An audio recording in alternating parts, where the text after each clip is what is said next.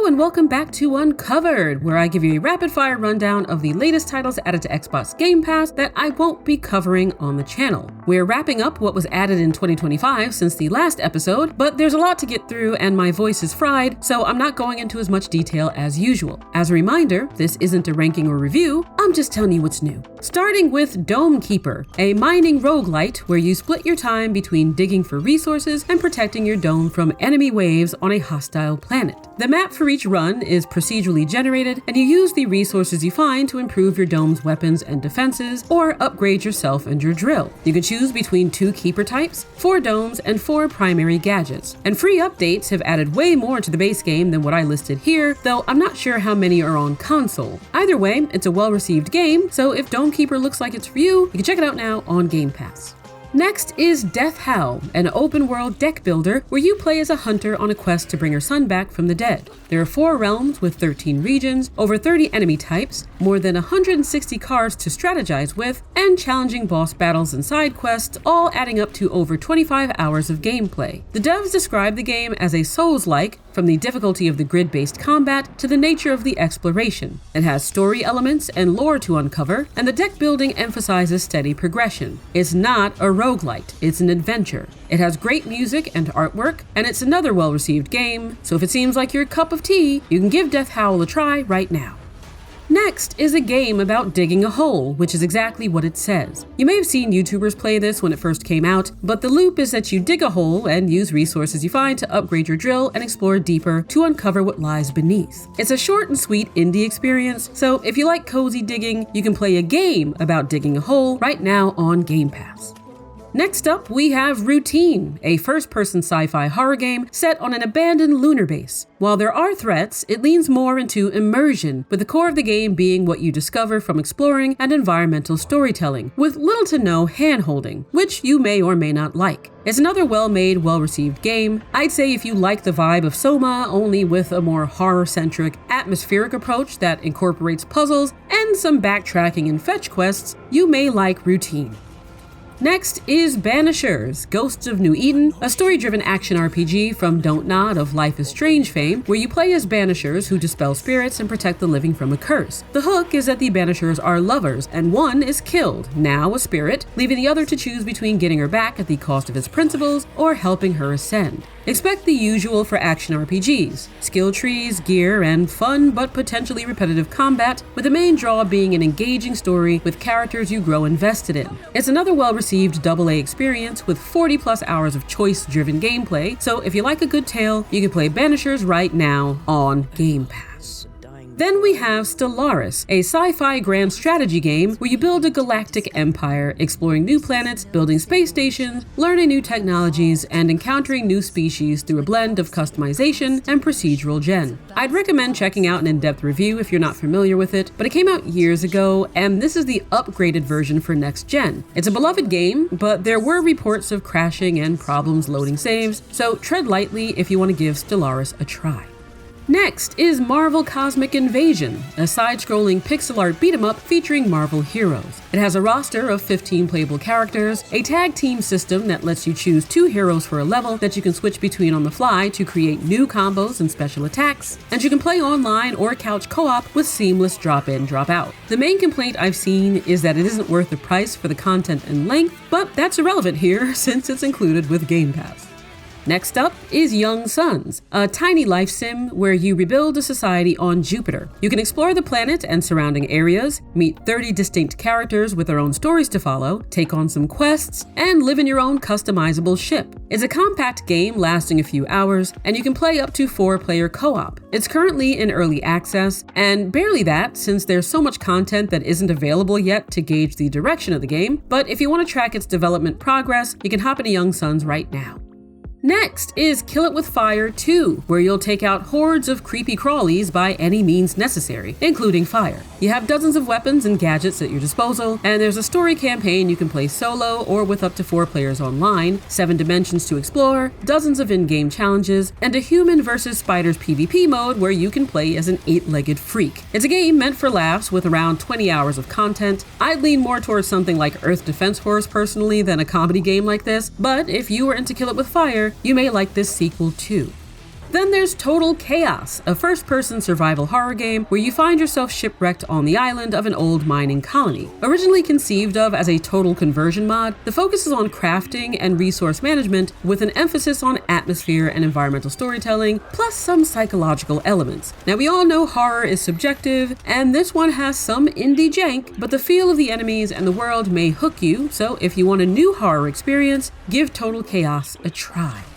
Keeping things short, we have Hades, and I don't have to explain what this is. It's a fantastic, fully voiced character-driven narrative roguelike dungeon crawler where you journey to defeat the Greek god of the dead. It's got mythology, heart, and satisfying combat. So if you haven't played it yet, I highly recommend you play it now while it's available on Game Pass. Then we have Monsters Are Coming, Rock and Road, a sort of moving tower defense roguelite where you build and defend a rolling city from enemy hordes. You collect resources, pushing back attacks and upgrading your city while paying attention to the road ahead since the city never stops. There are some balancing issues, but it has potential. So if you enjoy this mechanic and don't mind what might start to feel like a grind, you can jump into Monsters Are Coming, Rock and Road on Game Pass. Next is CloverPit, a hellish roguelite slot machine game that, according to the devs, blends the mechanics of Balatro and Buckshot Roulette. You progress by manipulating the slots, unlocking modifiers for each run, as well as over 150 items that improve your luck at paying off your mysterious captor. While it's not technically gambling, it can be addictive, and there have been complaints about difficulty ramping up as you progress simply due to the nature of the mechanics. So play CloverPit at your own risk of time and obsession. Trekking along, we have Moonlighter 2, The Endless Vault, a follow-up to the popular Moonlighter. You're again playing as a shopkeep by day, moonlighting as an adventurer by night, exploring dungeons to uncover valuable loot, building up your shop, and investing in the village, all while confronting the Endless Vault, an artifact that puts you through challenging trials. If you like the first game, you'll probably like this one, keeping in mind that it's still in early access. Next is Relic Hunter Legends, a frenetic looter shooter with some RPG elements that you can play solo or 4-player co-op online. You can choose from multiple heroes with unique abilities and 3 skill trees you can mix and match. There are 7 game modes and a 30-hour campaign that I think is not co-op, but you can focus on leveling up and progressing towards endgame without following the campaign objectives, exploring mini open world areas and boss dungeons. There's also companion content in the form of comics and animated shorts that you can find online if you're interested. Reception has been mixed here, so I'd recommend reading some reviews, or you could just check it out yourself on Game Pass. Then we have Great God Grove, a stylistic puzzle game where you play as the mail carrier for the god of communication, using speech bubbles to solve puzzles. You'll get it when you see it. There are 60 characters to interact with, and a colorful world to explore full of quirky gods. It's one of those games that has more depth to it than it appears to on the surface, especially given the art style, so if you're willing to give what's kind of a puzzle hidden gem a try, you can check out Great God Grove.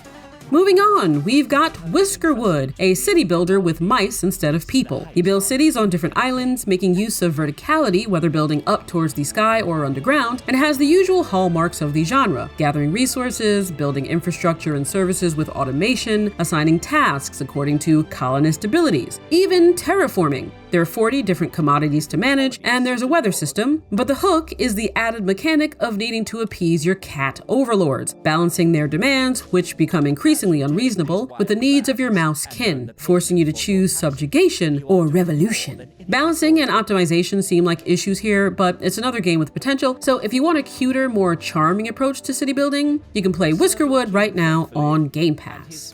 Next is Egging On, which is basically an egg platformer. It's another one I'm not going to spend time on. You know what you're getting into when you see it. It's difficult, it's rage fuel, enjoy. Then there's Dead Static Drive, a top-down survival horror road trip set in the 80s where you scavenge, fight, and meet other survivors as you make your way down the highway with cosmic creatures lurking about. Everyone looking forward to this for years seems to hate it, or at least be highly disappointed, finding it buggy and lacking in direction, balance, key binding, and other issues that make it feel like it's an alpha build rather than a full release. But if you're curious and want to ignore the naysayers, you can check out Dead Static Drive on Game Pass right now. Next is Voidtrain, where you play as a crew member on an interdimensional train, either solo or up to 4-player co-op. You explore the void, stopping at outposts to find resources and uncover lore, building and expanding your train, and fighting off creatures and other threats as you go. This is another one you've probably seen YouTubers play, and feedback seems to be that it's better with friends, but repetitive with an unsatisfying conclusion. I always thought it was a neat idea with a cool environment, so if you agree, here's some Voidtrain for thee.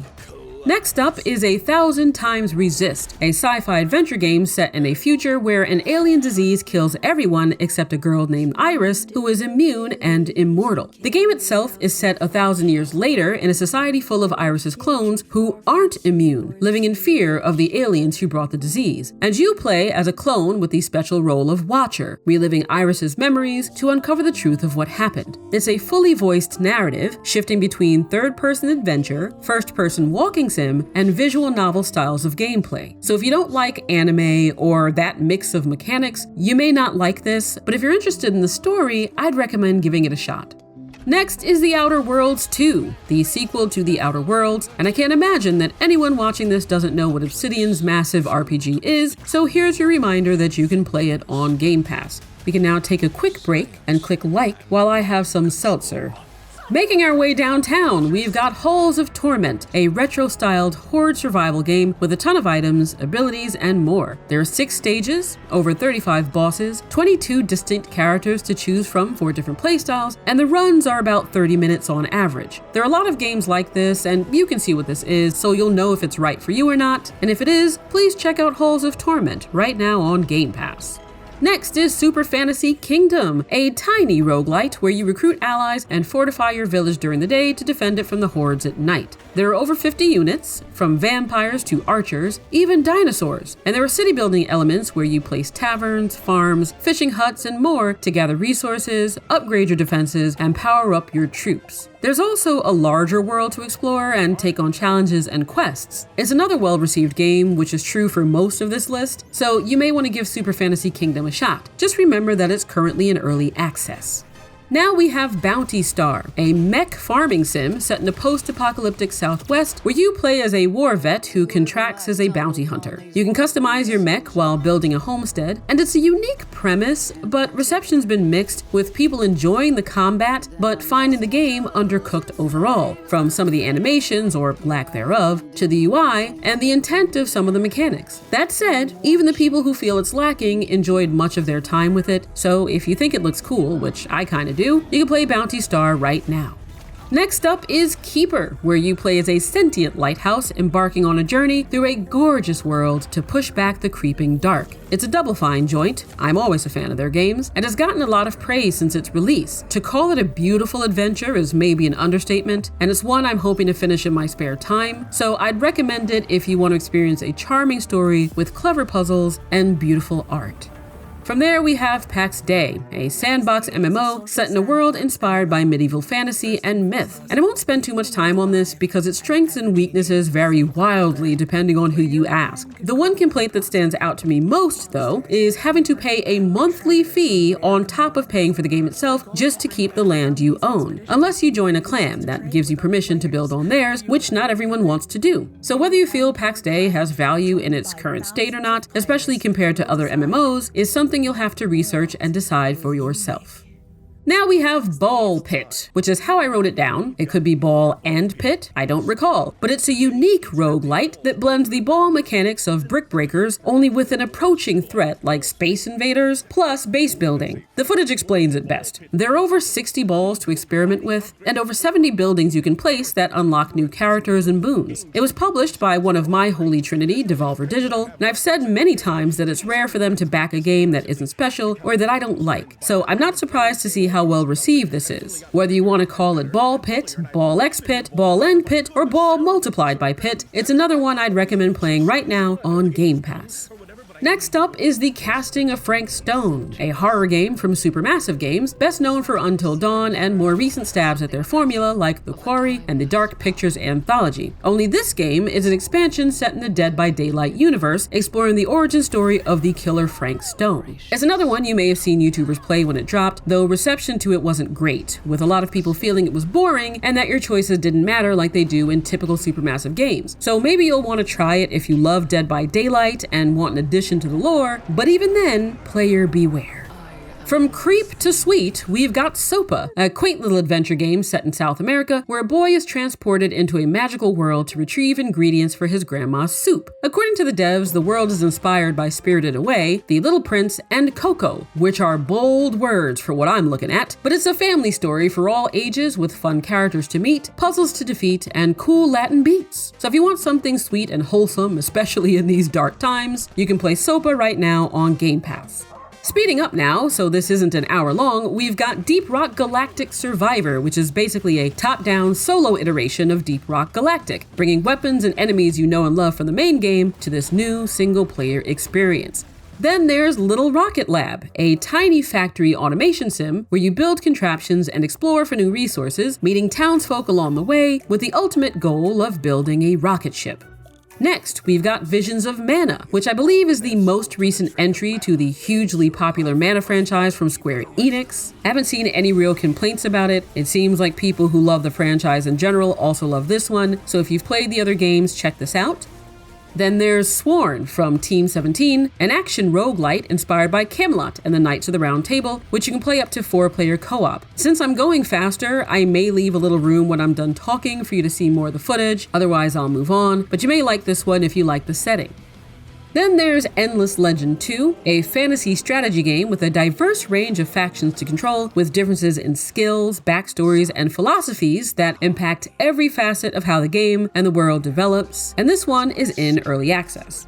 We also have Wobbly Life, another physics-based open-world sandbox game you can enjoy with up to 4 players online, or split-screen co-op, which is always a nice throwback. There are story missions, you can do a ton in the world, even have a job or go into space, and you can hop into arcade mode or create content for the game in Steam's workshop.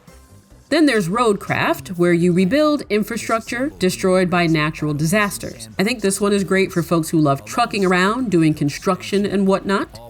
From there, we have Cataclismo, a beautiful real-time strategy game with a modular system where you can build your fortresses brick by brick to defend survivors against hordes, with a single-player story campaign, a skirmish mode, and a challenge mode. Then there's I Am Your Beast, a frenetic, comic-styled first-person shooter set across the North American wilderness where you take revenge on the military-industrial complex. So it's basically a revenge fantasy with a fully voiced story campaign.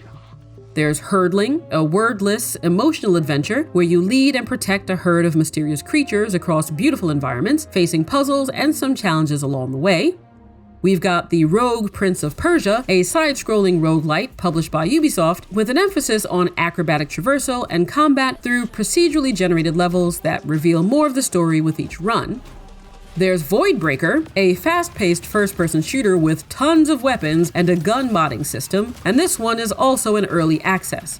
Speaking of which, there's Nine Kings, a roguelite deck builder also in early access, where you build your kingdom based on your deck and protect it against enemies. I don't know how many times I've said in this video that you build something and protect it from enemies, but hit the like button again for us being close to the end. Before that, though, we've got Aliens Fireteam Elite, a third-person shooter set on a new planet in the Aliens universe that you can play co-op or with AI.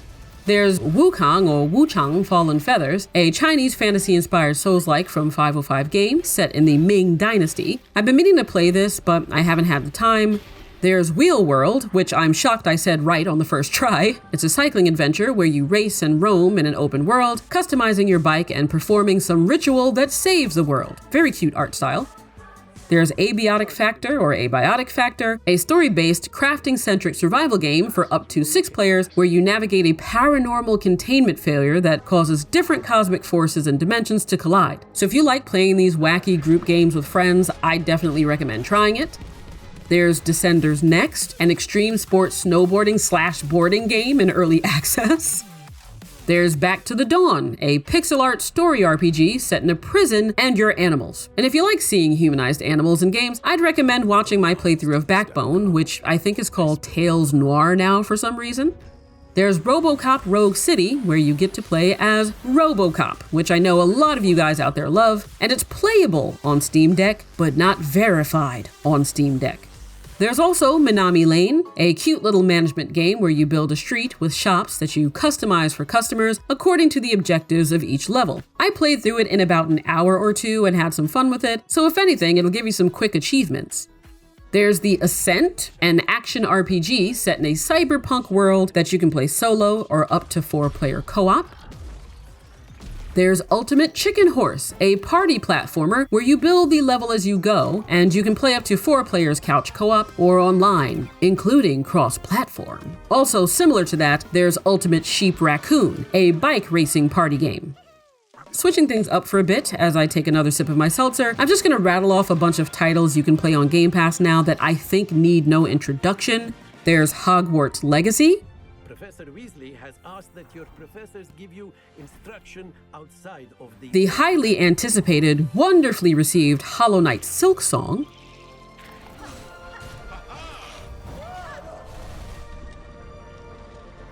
Hellblade 2 Senua's Saga, the enhanced version with technical improvements. Call of Duty Black Ops 7, the cross-gen bundle, and Call of Duty Modern Warfare 3, also the cross-gen bundle. The cute but brutal Rain World. The cute but spooky My Friendly Neighborhood. Ninja Gaiden 4. Assassin's Creed Mirage. Dragon Age The Veilguard. Grounded 2, featuring more shrunken backyard shenanigans. Gears of War Reloaded, which is a remaster of the original, including all post-launch content.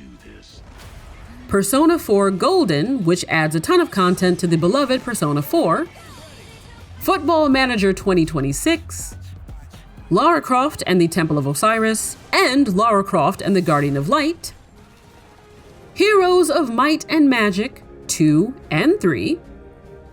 And Tony Hawk's Pro Skater 3 and 4. Then there are some simulators, which are all self-explanatory. Blacksmith Master, where you manage your own medieval smithy. Power Wash Simulator 2. Supermarket Simulator. Farming Simulator 2025.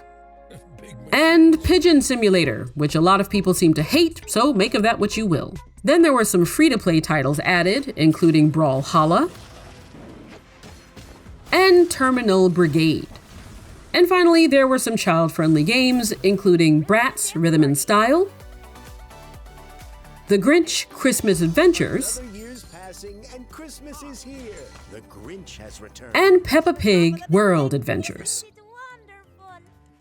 Now, obviously, these episodes aren't meant to be this long, but I was away for a few months, so I wanted to make sure I got you up to speed before jumping into the new lists for 2026, the first of which will be coming pretty quickly after this one. So from here, expect an uncovered episode for every 10 to 20 additions to the Game Pass library, unless I get pulled away again. I'll post a link to every game in the box, assuming they fit. Let me know if you've been playing any of these, or if there's anything you wanted to play and didn't actually know was in the library. Thanks so much for watching throughout 2025. I really do appreciate it, and I'll see you back here soon with more Uncovered.